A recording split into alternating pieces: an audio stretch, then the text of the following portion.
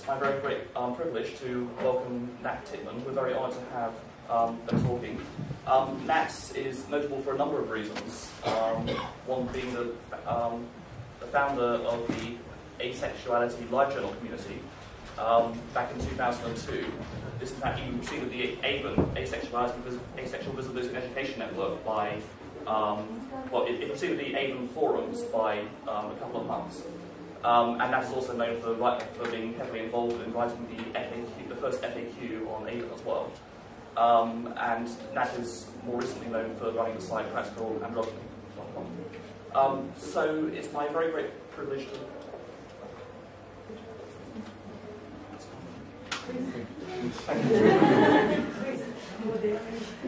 Yeah, you should probably be the one doing this. Okay, but anyway, I would like to welcome Nat, and I look forward to the first talk. Thank you.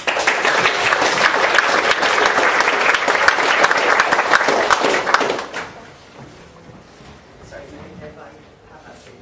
No.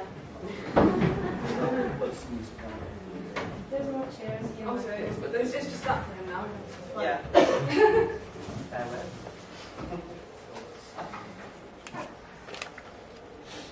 Oh, nice.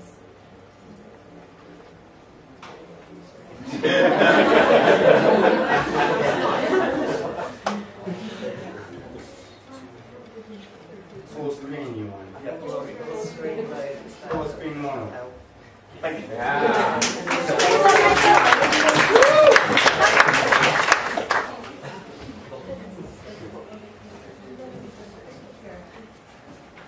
Hello everyone. So, just before I start, I've got a variety of slides. They're mostly screenshots from old websites. I don't expect you to be able to read the writing on them. It's not important. It's quite small on lots of them, so I just don't want anyone to be panicking trying to read all the writing on the screen. It's just kind of visual aids, really. Just thought I'd get that out of the way before we got to the first bit from a book or a website. So anyway, as Michael said, back in April 2002, I created the Asexuality live journal community, which I think was probably the first generally sex-positive asexual community. It predated the AVEN forums by roughly a month, I think, and about a couple of months after that, I got invited by DJ to get involved with AVEN and went on to write the FAQ, which is now the basis of the current general and relationship FAQs. My involvement with the community has dwindled. After the first couple of years, I wasn't really involved. I mainly lurked. So I've been asked to give a historical perspective about how the current asexual movement we have now came about, which is going to have most of its focus on the first 2 years and a few years before AVEN started. So think of me as something like the ghost of asexuality past. Before I start talking about the history of our asexual movement, I should explain a little bit about myself. I'm queer, trans, genderqueer, dyspraxic, and of course asexual. I was already involved with both queer and transgender communities, both online and in person, before I managed to get involved with any asexual community. Mainly because back in the 1990s, both of those other communities were considerably easier to find. When I was growing up, I didn't realise I was queer and I didn't know I was trans. But I was acutely aware that there was something different about me. And as I entered my teens, it became obvious that everyone else was experiencing sexual attraction and going through kind of dating rituals and flirtation that seemed completely alien to me. In my early teens, like a lot of asexual people, I kind of assumed that I was just a late bloomer and something was going to change. But by my middle teens, I'd realised that things probably weren't going to change. And there wasn't really anything out there saying this was okay. So I kind of saw myself as broken, and I kind of didn't think I'd ever be able to be in love or have the sort of life I've been raised to believe that I'd have. So obviously I wasn't very happy about that. I didn't have a very positive outlook, and I had quite poor self-esteem. But that changed at age 16. because I realised that while I didn't have sexual attraction, I was having romantic feelings for some people, and those romantic feelings were what society called queer. And identifying as queer made this huge difference to me, because this was a community which was all about being different, being kind of off from the mainstream, but celebrating that as a positive thing, finding pride in your differences, which was at that point just the type of perspective I needed on life. When I was 17, I finally got access to the internet, which was quite early, it was the 90s. And I quickly found through pre-Google search engines things like queer, transgender, even some early genderqueer communities. But again, I struggled to find anything about people who didn't experience sexual attraction like me. Any attempt to kind of research this through Alta Vista, Excite, or Dogpile, or any of those other Yahoo directory tended to come up with stuff about impotence, sexual dysfunction, and celibacy, which is people intentionally choosing not to have sex. Very little, though, about people who were able to enjoy sexual stimulation, but just didn't have the drive to share that with other people. One of the reasons why there was so little out there was, and why what there was so difficult to find, was because asexuality wasn't really a defined thing. Unlike today, you didn't stumble across asexuals on every social website you visited. You certainly didn't hear about the orientation from your local LGBT group or your school sex education lessons, unless you were being taught about amoebas. Everyone who was talking about being asexual back then had kind of essentially invented the concept of human asexuality. You'd have to have stumbled across this word, probably in your biology classes or some other context, and you'd have to have identified with this so strongly that you thought to apply it to yourself, and then not been put off when you entered this into a search engine and found absolutely nothing relevant. I probably first heard about asexuality applied to a person through being involved with Doctor Who fandom online. In '97, the TV movie had just happened, and debates were still rife in the Doctor Who community over whether the Doctor kissing Grace Holloway was acceptable, given that there had been 33 years of the Doctor's history, and it's never been shown before. So, reading Rick Hart's Doctor Who, I would come across people saying, "My Doctor is asexual," all of the time. So this was probably where I first heard that. Of course, most of those fans were talking about our kind of asexuality. If you look on a Doctor Who forum now, people are talking about the Doctor's romantic orientation. And what people were saying then was that he was an alien, and so he wasn't interested in these frivolous human things. In fact, the Doctor Who novels of that era explained how the Doctor's race reproduced without having sex. They were weaved in looms. They didn't have the equipment. So they didn't really mean our type of asexual there. That's no longer canon, I understand. I'd also come across asexual being used to describe people in queer and genderqueer writing, of which I've read a lot of by that point. Descriptions of media portrayals of the type of gender nonconformity associated with queer communities tended to say how the media portrayals would kind of desexualize people. They would kind of take communities that were, things like drag queens, which are in the wild, but drag queens tend to be quite sexual, and it's all about satirizing sexual mores, and for gender reasons as well, it varies. But in media portrayals, in 2-1 Food, for example, they're just really lovely, cuddly people who come along and help straight people have a good time. I most fondly remember this discussion of kind of desexualized androgynous people and drag queens associated with Boy George's 1980s public persona. He claims to prefer a cup of tea to having sex, which, I can see that. But behind the scenes, we now know he was living a very different life. And again, the word asexual often came up in this. They would talk about people being asexualized by the media. Another notable androgynous person who is often associated with the word, and again had appeared in the media, was a person called Toby, who in 1989 appeared on an American talk show called Sally Jesse Raphael. Toby talked about being androgynous, non-sexual, and having an externally sexless body. This appearance had made such an impact on audiences that people were still mixing up all of those concepts 10 years later, to the point when, as an androgynous genderqueer person in the late 90s, people were often saying, oh, that's like Toby, so you're asexual as well, or you're this, that, and the other. And it was something that androgynous people were constantly fighting against. This, if you're androgynous, you must be asexual, or non-sexual, or whatever the word people were using. And looking through my email archive in preparation for this talk, because I have a huge amount of webmaster@asexuality.org emails from 2002. There's somebody asking about whether we could help them track down Toby, because they'd seen this and it had stuck with them, and they'd Googled for asexual, thinking that's what Toby was, and found Avon. It wasn't actually that surprising. I don't believe Toby ever referred to themselves or themselves as asexual. They called themselves neuter.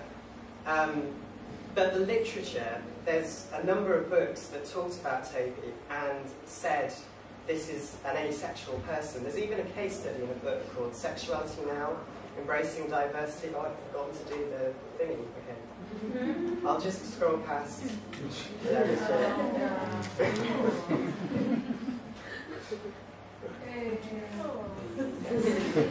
should have remembered. I never did this in my practice. This is the book.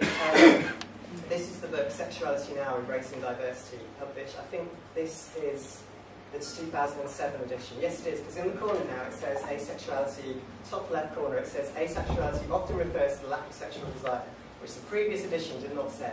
So this is talking about the concept of asexualism being a gender category, literally meaning lack of maleness or femaleness. And thankfully, due to Avon's work, and I'm pretty sure it is because of Avon, because in the third edition that came a year after this, it's full of references to Avon. It has like a case study that's just about Avon. And this isn't in the book anymore, I assume, because they decided it was confusing. So this is an example of an academic using the word asexual to mean something we wouldn't identify at all, talking about asexual as a kind of like transsexual rather than, or intersex. It's not, you know, obviously Toby he's an intersex person, but that's never mentioned in any of the literature. It's always asexual, neuter, never comes up. So in the 1990s, if you were looking around and trying to find some description of an asexual person, you wouldn't be really talking about a lack of sexual attraction so much as somebody who is completely kind of neuter or completely, not only has no romance, no sexuality, possibly no gender at all, it was kind of a literally neuter thing, and often confused with androgyny. Things began to change in 2000. I can't remember what my slides are. This is yeah. Things began to change in 2000 though, as people who had claimed the label asexual for themselves started to find each other and talk about their shared identity on the internet. And I'm inclined to pin this development on the rise of the superior Google search engine. The earliest article that I recall claiming and defining asexual in a way that I recognise as being our definition was an article written in 2007 by Zoe O'Reilly called My Life as an Amoeba, which is a really, really good article, and it's talking about it in terms of coming out, related to Ellen coming out that year. And that is, you read that now, it's modern asexuality. It's really, really good stuff. And it has a comment section that you might reasonably call the first asexual discussion community, because it's just full of people who suddenly found this article going, other people are like me, and talking. It's got page-long comments that are people just giving their entire life story. And if you look at the dates on the comments, actually they're not dated on there. If you use archive.org to look at the dates of the comments and when they came in, 1997, you get a handful, and they're mostly from people that already read this scene. Now, nothing in 1998. Suddenly in late 99 and 2000, there's this massive explosion of comments, and that's exactly when Google went into the mainstream and people started using it. Google actually worked. If you put concepts into there, it wouldn't have found asexual, but if you put human asexual, you'd have got this article. And that's why people suddenly started finding each other. So we can thank Google for the very beginnings. And this was very influential. I mean, it was really common in the early community to have these cutesy references to being amoebas. And it's very likely this inspired the Haven for the Human Amoeba Yahoo group, because one, it's got amoeba in the title, and two, one of the really earliest posts by the founder links to Zoe's article. It doesn't say anything other than, I found this and it's interesting, but I think we can possibly make that connection. Didn't actually consider asking the founder anything. Oh well. I would argue that maybe these amoeba things are because people who identify with this word just constantly found references to biology. And it was often a kind of common insult that we got from people, from kind of sarcastic people would go, you people don't understand biology at all. So in a way it's kind of hanging a lantern on that idea that we don't, that we're not recognised, that we're claiming this word, that people can look in a dictionary and say, look, the dictionary says you're wrong. We were saying no, that we're human amoebas. I might be wrong, but I believe I was once told that Avon was almost called Haven. That the H stood for human amoeba, sorry, human asexual. Because again, to just differentiate it from this other type of asexuality that everyone believed. But didn't your friend or housemate... My housemate thought it was a bad idea. Yeah. Probably. He said Haven instead. Yeah. Haven's like a holiday company in the UK. So even by this point, we had these small communities. You can see on there at this point, which is 2002, there was like 136 members on here. So we had this small community. We had a label, human asexual, that we could find each other from. But even with that, there was still very little agreement about what being asexual meant. Rather than using the lens of sexual orientation to frame our experiences, most asexual mailing lists and discussion communities of that era had a very... It was basically the experience of not having sex. It was about people who didn't have sex. And they didn't have the language that we had today. There was no clear definition. And most of the messages that you get early on were people saying, am I allowed to call myself this? Somebody please give me permission. So I think, have I got the right slide? Oh, it's just, no I haven't. Okay, well this is jumping ahead. Yes. So at this time there seems to be three distinct varieties of people talking about identifying as asexual. And I'm simplifying here, they overlapped. First there were these sites like Haven for Human Amoeba and Zoe's article that they're kind of support groups or just people saying, this thing exists, this is me, is anyone else like this? And tending to get other people just going, yes, I'm like this, and then posting their entire life story. And they were supportive and celebratory, but they didn't really have kind of, they were weirdly directionless in what they were talking about. The same things came over and over again, and mostly it was just people saying, I'm also here, and I also identify with this thing. And I'm really glad other people do too. Then there were the elitist exclusive asexuals who were really annoyed that there were these other people using their word and not getting it right. And some of these questions are, it probably doesn't show up here, but some of these questions would be quite offensive to asexual people today. They're asking you if you've been abused in childhood, and if there's any reason why, what happened in your life to trigger your aversion to sex? Have you ever masturbated? If you answer yes to any of these questions, they do let you in.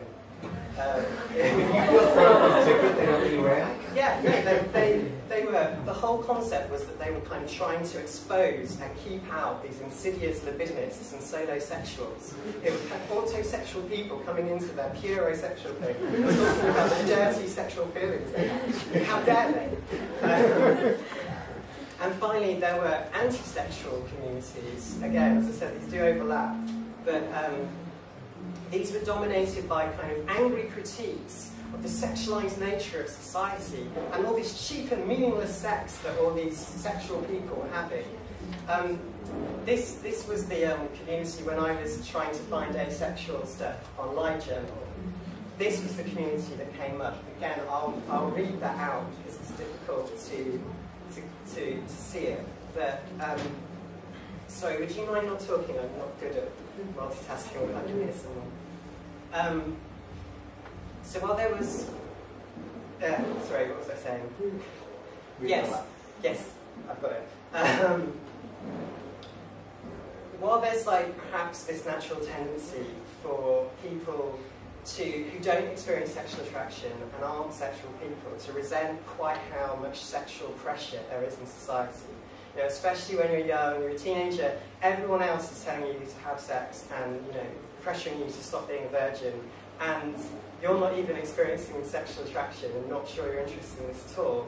The fact that every other advert you see is based on sex is a big factor. So I think it's quite natural for people to lash out and start criticising everything around them as a kind of way to define their own identity. And especially when we didn't have this supportive asexual community around us, people tended to define themselves by what they weren't like and be judgmental. And so while that was natural, and while that happened, that happens in Haven, Human Amoeba, even the creator of the group is doing that by about 11 messages in. They're criticising the behaviour of the people they live with and how they have all these relationships and they feel pressured. And it's not the sort of thing I was looking for. So while that's natural and expected and something that the community kind of had to work our way through, we built our own community and started talking about ourselves rather than criticising other people. This group, I'll read you the description here. This is a community for folks who think that sex is terribly overrated and pointless, unless, of course, it has meaning. Come to think of it, there are tons of reasons why you might be asexual. Sex is constantly shoved down our throats by the media. What was once a beautiful and powerful thing is now cheapened because some brilliant demon thought it would be smart to use it to sell their products. Because of this, nobody takes it seriously. Sex is no longer about expressing anything. Fight back. That's an example of an early proto-asexual community. It's basically a kind of angry celibacy. It's got things like destroying social constructs and rebelling against the mainstream in its interests. Now, this is from a 2002-2003 website called Asexuality.net. That has an incredibly descriptivist approach to defining what word asexual means from how people use it. I hope that's actually big enough for people to read. Now, this is talking about how this person's kind of gone, okay, I want to describe what asexual is, and rather than making my own definition up, I'm going to summarise everything I've seen anyone using this word and put it up here. So they basically boil down to has a non-existent sex drive or a low sex drive, lacks sexual functions due to biological origins, or lacks sexual or romantic attraction to either gender. And there is number 3 up there at the top says believes that sex and relationships are not in their best interests, which again implies a choice. So I couldn't really feel at home in any of those groups. It was wonderful to know that those groups were there and to know that I wasn't the only one who was experiencing this and identifying so strongly with the word asexual. I didn't feel at home in them or really see myself in them. I did see myself as having a type of sexuality. I'd had romantic relationships as well. My sexuality just wasn't directed towards sexual attraction. It was an orientation thing, really. And I just didn't see anyone saying that at the time. While I'd had a couple of romantic partners, I'd even had one partner who was really persuasive, and so I had sex with them, and it was quite good fun, if not worth the fuss that everyone seemed to make about it. So, you know, I certainly was never going to get into the official Asexuality Society, having had a moderately sexual active relationship in the past, and not you know, it was difficult. I wasn't at all anti-sexual. In fact, at that point, I was president of my university's LGBT society and coordinating a sexuality student helpline.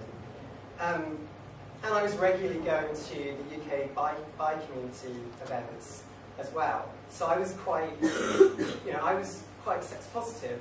And due to this background, I tended to see asexuality in terms of sexual orientation, rather than non-sexuality or anti-sexuality or celibacy. To me, it was just another way to be queer.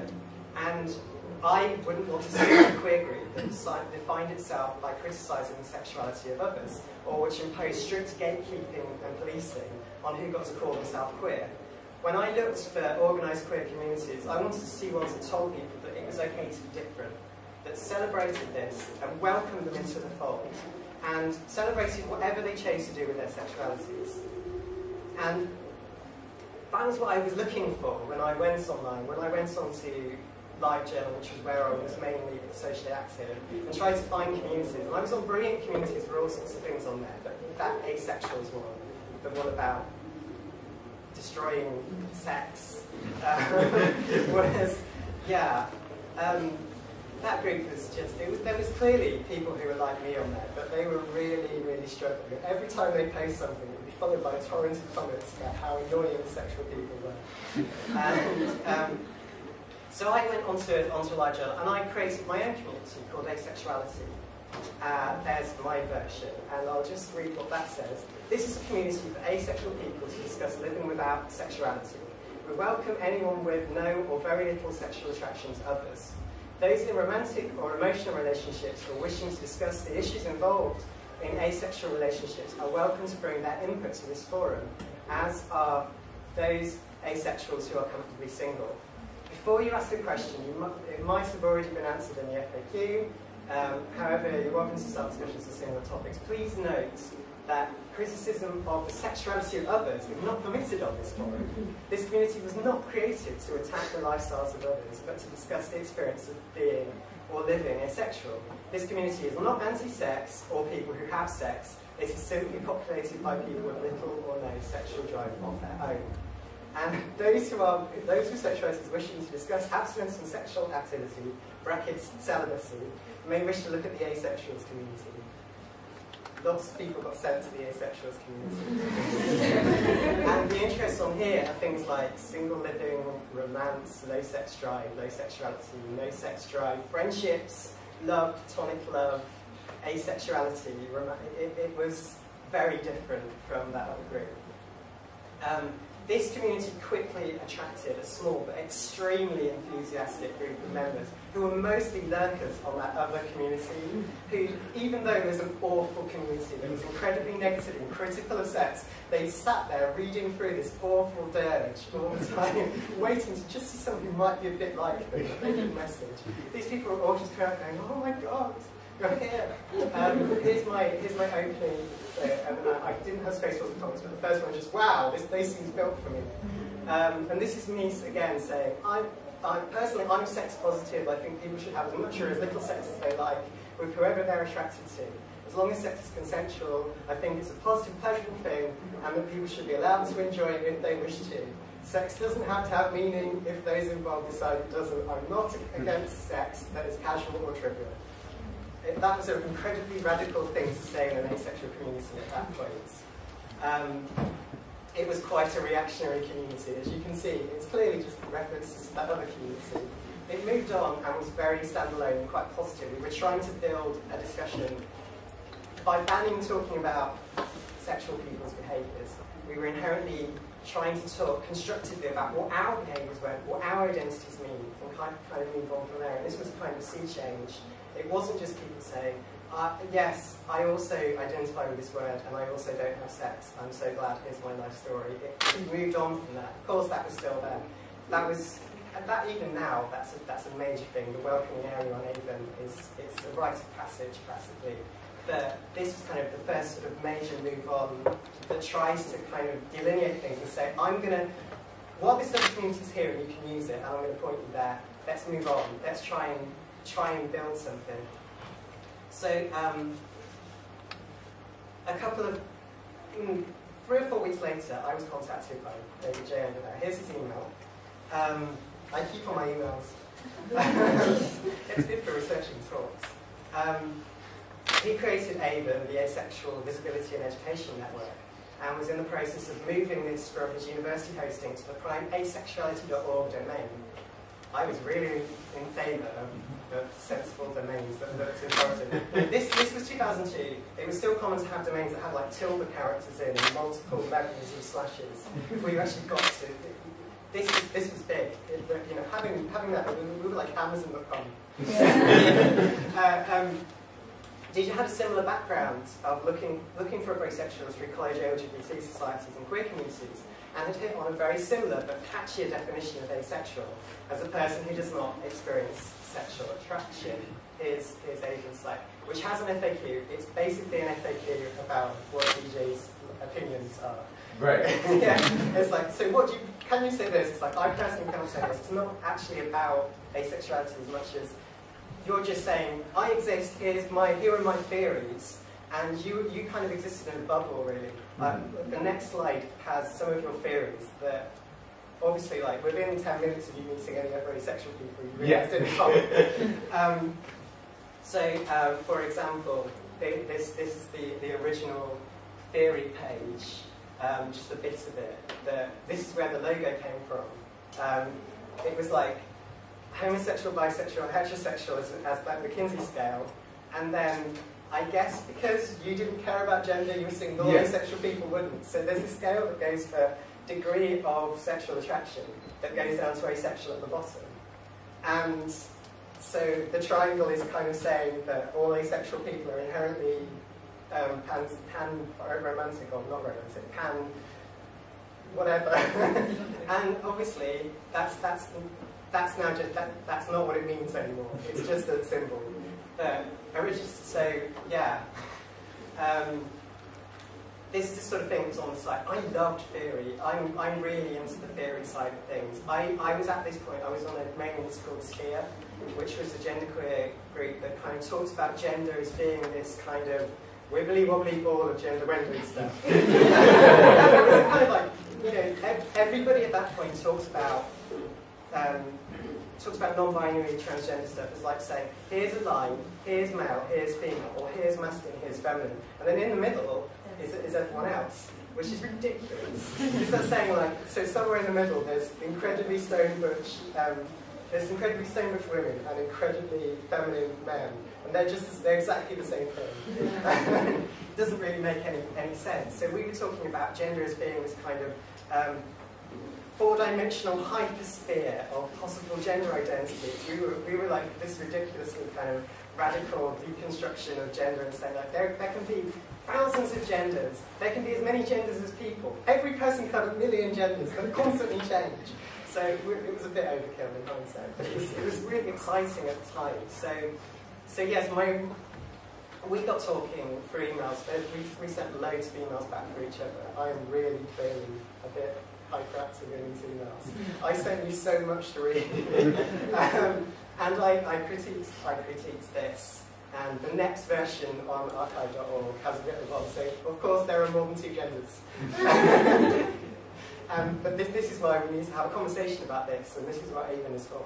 And yeah, so this concept which AVEN had, which was a much simpler and catchier view, just said, asexual means a person who does not experience sexual attraction, and talks about it as an orientation, and talks about it in the same terms that LGBT groups use, but LGBT especially, use to describe that. That is incredibly catchy. People understood that concept, and that I was so excited by the idea.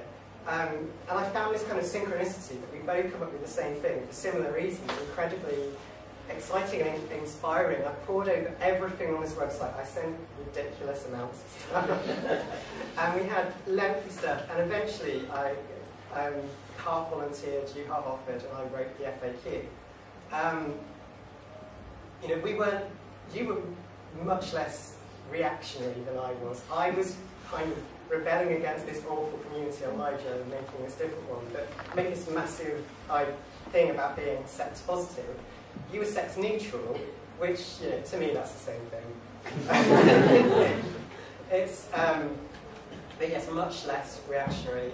I got to critique your stuff, and we built, and we kind of had these ideas. And then this kind of moved on to, you know, you invited me onto the forums, and then we had, you know, for the first 4 or 5 months on the forums, it's just, there's this one bit of the forums where we're just coming up with all these exciting ideas.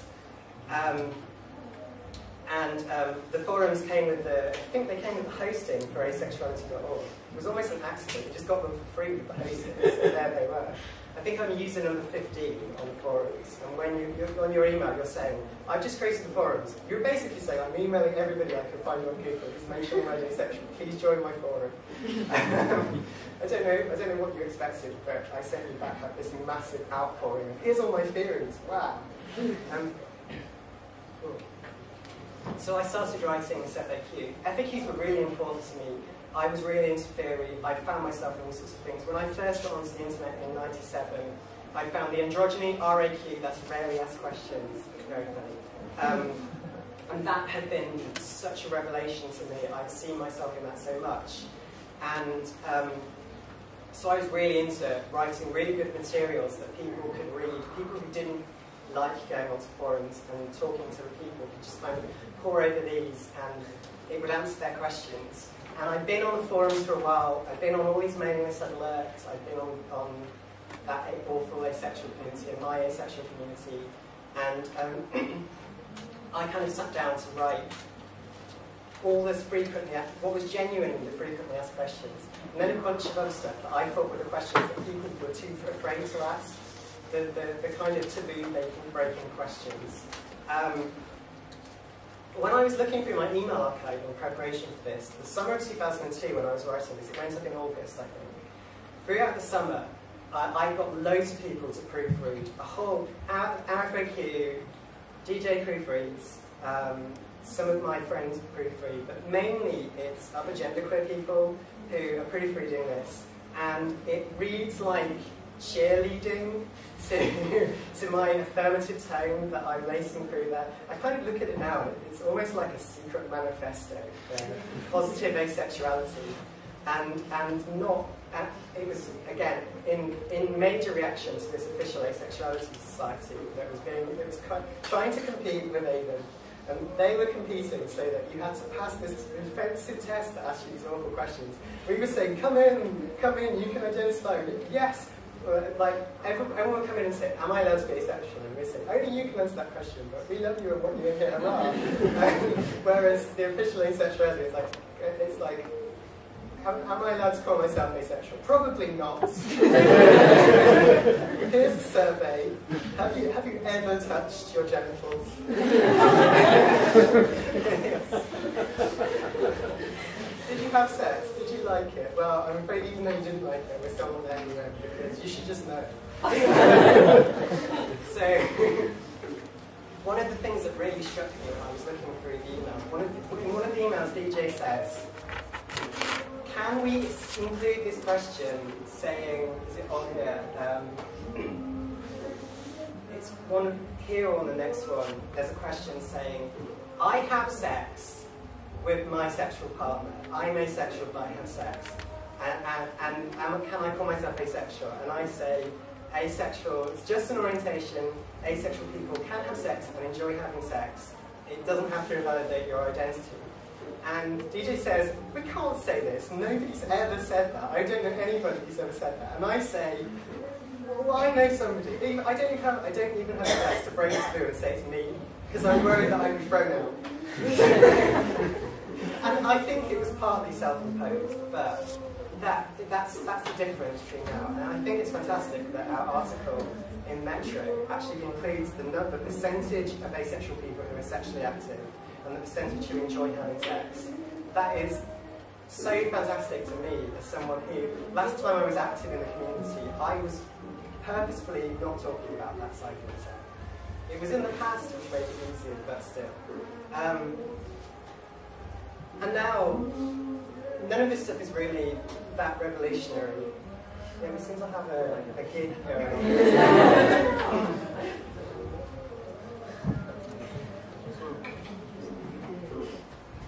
Today, we accept that asexuality is an orientation.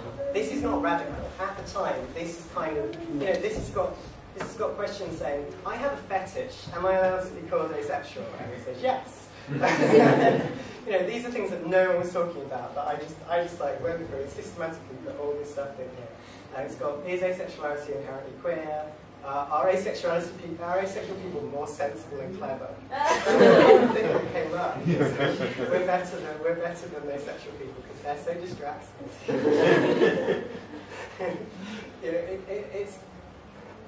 It's all in there. It's not very well written, I'll tell you that now, but it's there. So unsurprisingly, as I said, Avon's positive, inclusive, welcoming tone, its catchy and easily understandable orientation definition, and its authoritative-looking domain name with good search engine optimization meant that, and it's authoritative about putting the word official in it, which it's the official asexuality in society. I'm not sure who accredited that one. That all contributed to making the site gradually win out over all these other competing forums. And for a while, Avon was basically what there was. The asexual community went on because the LiveJournal community went on because LiveJournal had its own kind of ethos, and people on there were talking their LiveJournal identity as their pseudonyms. But within sorry, just interrupting. I'm sorry about the music. We can't seem to do anything about it, and it's entirely my stupidity for not putting it out, but there is actually a microphone, which would help. It's right there. Yeah, I'm sorry about the music there. I'll stop that. No. You can send it, you can leave it like that, but switch on first. You can put it closer to your mouth. Yeah, I can't hold something like that, but I've got hypothetical. Can I just make a suggestion about that? We actually invite them to join us in here. If they don't want to voluntarily turn it down. Should we do one? Yeah. Okay.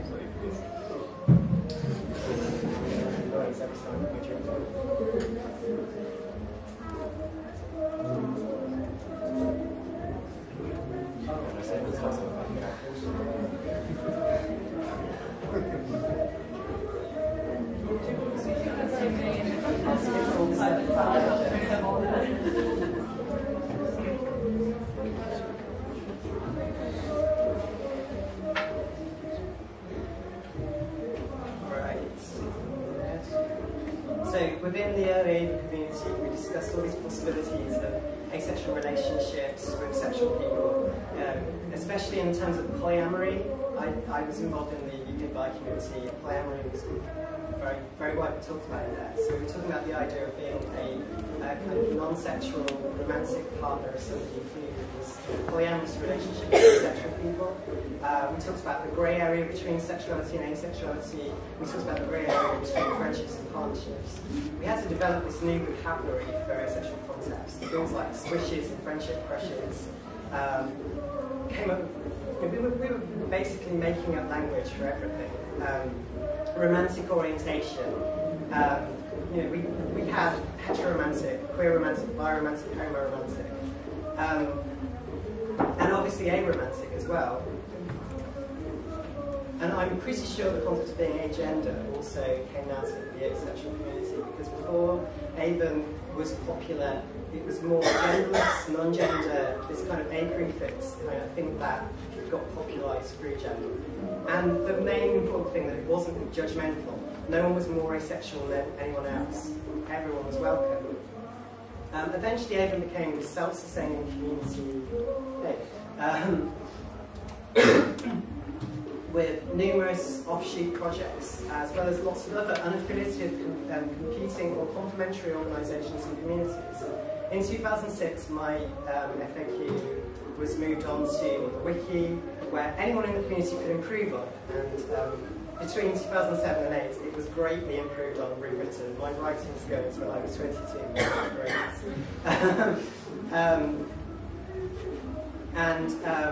I read through my version in preparation for this talk, and I was surprised to find advice in there that I thought I'd learned through hard life experience over the last 10 years. That apparently I'd idealistically speculated about these sorts of things and kind of written advice that would have been really helpful for myself to understand. From Avon's beginnings, where DJ ran the discussion community, I fielded emails in response to the FAQ, and we both received messages to the webmaster. The community grew and grew and soon became self-sustaining. The community is now truly democratic, with not only elected forum moderators, but an elected project team dedicated to promoting asexual visibility and education, creating materials, and updating existing materials, organising events such as this one. People come and go.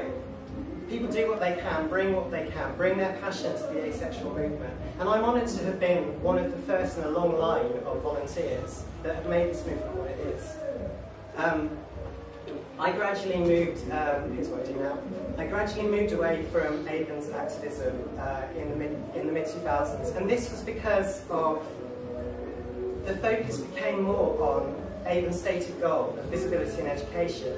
And at that time, I felt that as an androgynously presenting genderqueer, non-binary transgender person with a transsexual medical history, I probably wasn't the best poster child. I thought I might confuse things.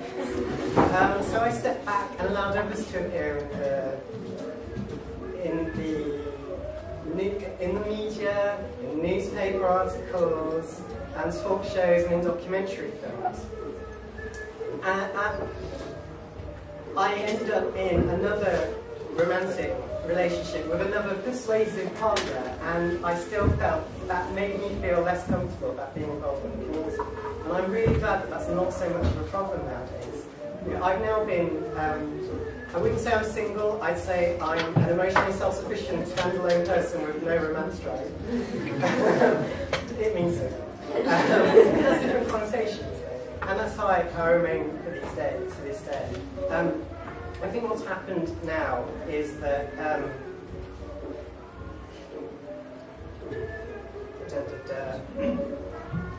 coming back to Avon after 5 years of being away, and it was weird. It felt like I was revisiting an estranged community. It's like having coffee with an old flame. It made me realise how many of the things that I love are associated with fandoms or communities of people that I share a common passion with.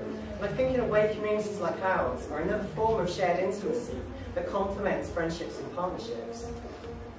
I've been asked to reflect on how the community has changed. I'm going to do this a lot more quickly than I was going to, because this has gone, I didn't do the slides. So I think we've broken the taboos.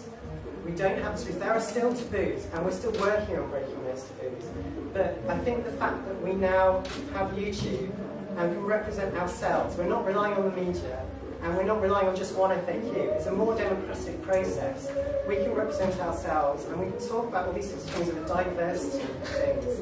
And I don't think that there's the same kind of self-imposed and, you know, imposed by entrance examinations types of restrictions that we have now. There's the end. I was really pleased to see the discussions on that Michael pointed me at of the unassailable and gold star asexual. I can talk about myself, the fact that I have this intersectional identity. I can't pick apart the fact that I'm agender, that I'm androgynous, that I have transsexual medical history, that I have autistic spectrum traits. I can't pick those apart, but I can talk now in this wider community of all these people and not worry that people are going to assume that any of those things mean that everybody is the same. You can have these sorts of experiences, and I think that's really important that we're talking about all these intersections now. Skipping ahead. I think the main difference is size. There are all these communities now, there's offshoot communities now, there's competing voices, there's complementary voices, there's multilingual and international voices. This is a massive difference. And there's in-person meetings. I have local meetups. There's meetups in my city, there's meetups in Birmingham, there's just one across. I never imagined that 10 years ago. I never imagined marching with Asexuals at Pride. I would never have even conceived that I could be speaking at this conference. It's some prime pictures. I should have included who took these pictures, I forgot. So sorry about that.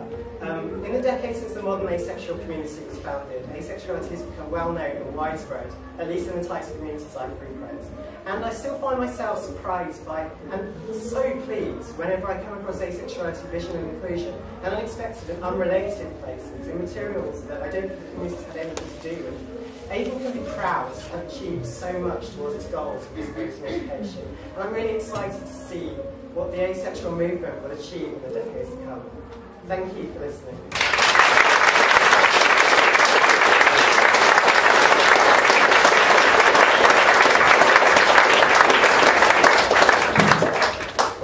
Thank you, Nat, for that fascinating talk.